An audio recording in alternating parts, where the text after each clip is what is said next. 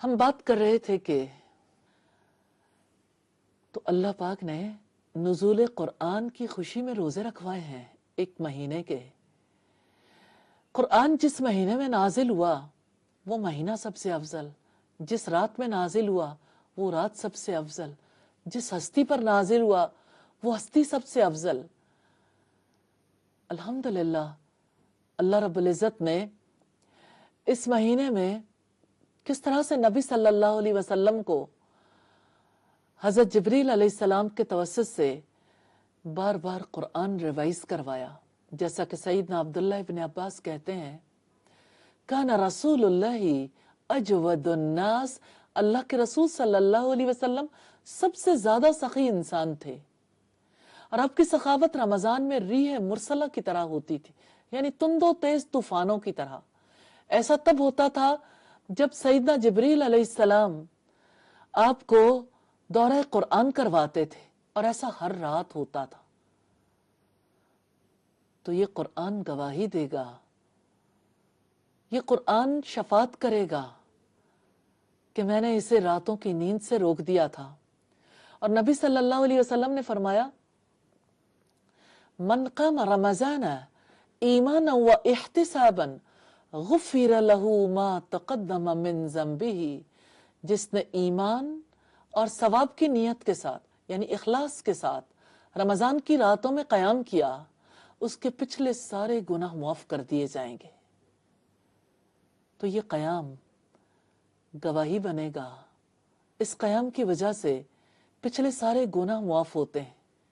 اور روزے کے بارے میں فرمایا من صام رمضان ایمانا و احتسابا غفر له ما تقدم من ذنبه، جس نے ایمان اور ثواب کی نیت کے ساتھ رمضان کے روزے رکھے، اس کے پچھلے سارے گناہ معاف کر دیے جائیں گے. اور اسی طرح کی بات آپ نے لیلۃ القدر کے بارے میں ارشاد فرمائی کہ جس نے ایمان اور ثواب کی نیت سے رمضان کی راتوں میں لیلۃ القدر میں قیام کیا، اس کے پچھلے سارے گناہ معاف کر دیے جائیں گے.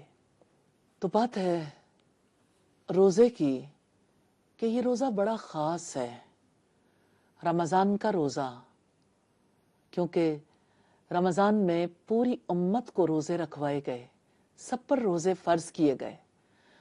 اور اگر ہم یہ دیکھنا چاہیں کہ اس روزے کی کیا شرائط ہیں، تو اس روزے کی شرائط میں اسلام ہے، عقل، بلوغت، اور عورت کے لیے حیض اور نفاس سے پاک ہونا.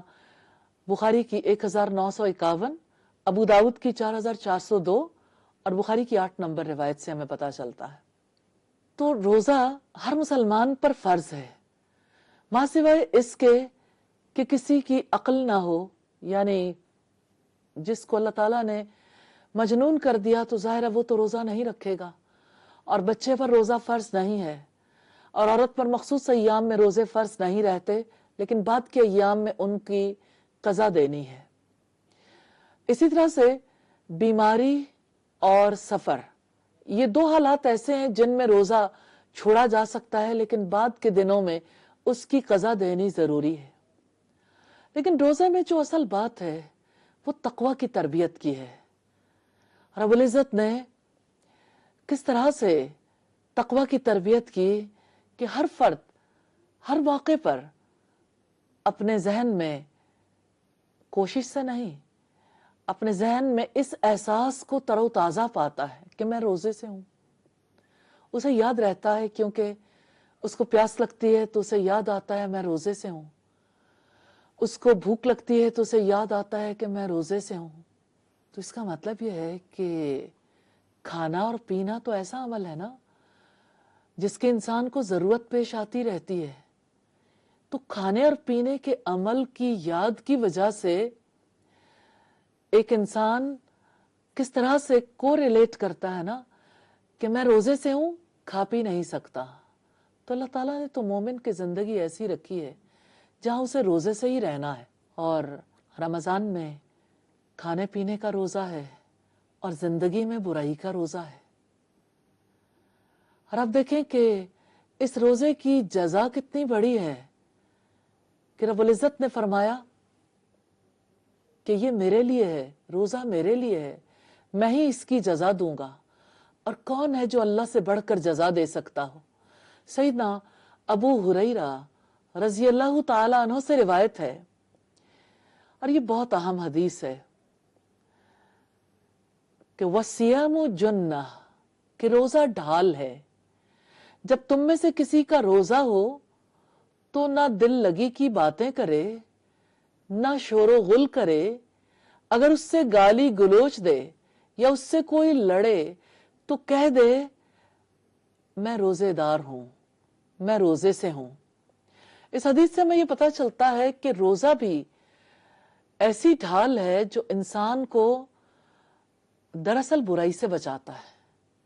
ہمارے یہاں یہ کانسیپٹ ہے، رمضان کے مہینے کو نارملی روزوں کا مہینہ کہا جاتا ہے، حالانکہ یہ قرآن کا مہینہ ہے، اور رمضان کے حوالے سے یہ بات ذہن میں نہیں رہتی کہ اس مہینے میں کرنے والے کاموں میں بہت بڑا کام قرآن حکیم کے ساتھ تعلق کو بڑھانا، اس میں اضافہ کرنا ہے۔ تو رمضان میں کرنے والے کاموں میں تلاوت قرآن بھی ہے، اور نبی صلی اللہ علیہ وسلم دورہ قرآن کرتے تھے، یعنی قرآن کا جتنا حصہ نازل ہو چکا تھا آپ صلی اللہ علیہ وسلم اتنا حصہ ریوائز کرتے تھے۔ اور جب آخری رمضان آیا تو آپ صلی اللہ علیہ وسلم کو 2 دفعہ دورہ قرآن کروایا گیا۔ ہمیں بھی قرآن حکیم کو ریوائز کرنے کی ضرورت ہے، اور اس مقصد کے لیے دیکھیے، جیسے تراویح میں لوگ قرآن حکیم کو مکمل کرنے کی کوشش کرتے ہیں، تراویح میں قرآن سنتے ہیں۔ آپ گھر میں یا کسی بھی مقام پر جب تلاوت کرتے ہیں تو یہ تلاوت ہے۔ جو ریویژن ہے ایک ایسے ملک کے باشندوں کی جن کی زبان عربی نہیں ہے، انہیں تلاوت کے ساتھ اپنی زبان میں بھی اسے دہرانا چاہیے، اس کے احکامات کو، اس کے قصص کو، اس کی نصیحتوں کو، تاکہ یہ پتہ چلے کہ رب العزت نے مجھ سے کیا مطالبہ کیا۔ اسی طرح سے رمضان میں کرنے والے کاموں میں نیکی کے ایسے کام ہیں جن کی عادات کو پختہ کیا جا سکتا ہے۔ دیکھیے 2 کام بڑی آسانی سے ہو سکتے ہیں۔ ایک تو یہ ہے کہ ان کاموں کو ترک کر دیا جائے، کوشش کی جائے جن کا ترک کرنا عام حالات میں ممکن نہیں۔ آپ پہلے سے ارادہ کریں گے تو آپ کے لیے آسانی ہو جائے گی۔ آپ یہ دیکھیے کہ وہ کون سی چیزیں ہیں، کون سے رویے ہیں میرے اندر، وہ کون سی ایسی چیزیں ہیں جن کو اللہ تعالیٰ ناپسند کرتے ہیں۔ اس بارے میں ممکن ہے کہ آپ خود انصاف پسند ہوں تو آپ خود بھی بہت ساری چیزوں کے بارے میں یعنی کانشیس بھی ہوں گے اور چاہتے بھی ہوں گے کہ ان رویوں کو ترک کر دیں، لیکن عام حالات میں روزانہ کی روٹین میں ان باتوں کو ارادے کے ساتھ جب انسان منسلک نہیں کرتا تو اس کے لیے کسی بھی برائی، کسی بھی ایسے طرز عمل کو چھوڑنا بہت مشکل ہو جاتا ہے۔ لیکن رمضان سے پہلے جب آپ ارادہ کرتے ہیں، اس ارادے کی وجہ سے آپ کے لیے بہت آسانی ہو جاتی ہے۔ اور پھر آپ یہ دیکھیں کہ آپ ایک کام کو ترک کرنا چاہتے ہیں، وہ 3 ہیں، 5 ہیں، 7 ہیں، آپ ان کی فہرست بنا لیں، آپ اللہ تعالیٰ سے دعا کریں، آپ ارادہ کریں، اور آپ اس کے اوپر ورک کریں، آپ اس کے بارے میں کچھ پڑھ لیں، ایسے لیکچر سن لیں جس کی وجہ سے آپ کے سامنے کانسیپٹ کلیئر ہو، پھر ارادہ کر کے رب سے دعائیں کریں، اور پھر ان کا ڈیلی جائزہ لیں، یعنی ہر رات سونے سے پہلے کہ اچھا کہاں تک کامیابی ہوئی۔ اور رمضان میں مختلف اوقات میں جو دعاؤں کی قبولیت کے اوقات ہیں ان میں دعائیں کیجیے۔ تو رمضان کا مہینہ جیسے کھانا اور پینا چھوڑنے کا مہینہ ہے، اصلاً یہ برائی چھوڑنے کا مہینہ ہے۔